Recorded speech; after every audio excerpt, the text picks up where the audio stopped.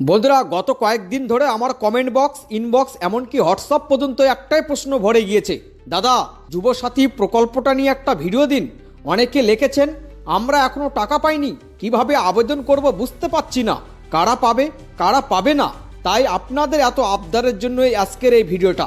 আর একটা কথা আজকেই বলে দিচ্ছি, যারা এখনো পাননি, যারা আবেদন করতে চান, যারা কনফিউজ, এই ভিডিওটি শেষ পর্যন্ত দেখলে আপনার সব ক্লিয়ার হয়ে যাবে। আর আমি চেষ্টা করব যেন এই ভিডিও দেখে আপনি নিজে আবেদন করতে পারেন, তাই ভিডিওটি স্কিপ করবেন না। চলুন বন্ধুরা শুরু করি।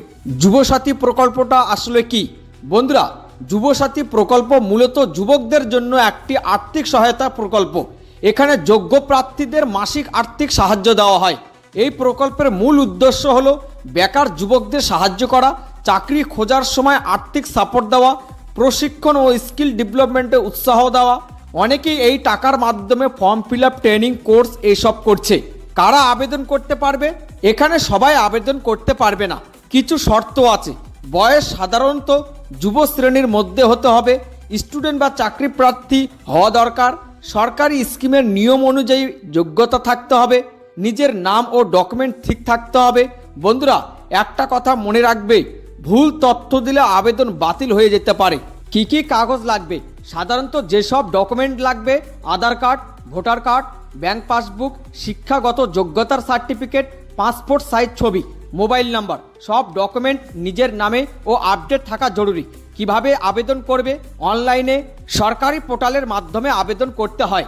নিজের মোবাইল বা সাইবার ক্যাফে থেকে করা যায়। সব তথ্য সঠিকভাবে ফিল আপ করতে হবে।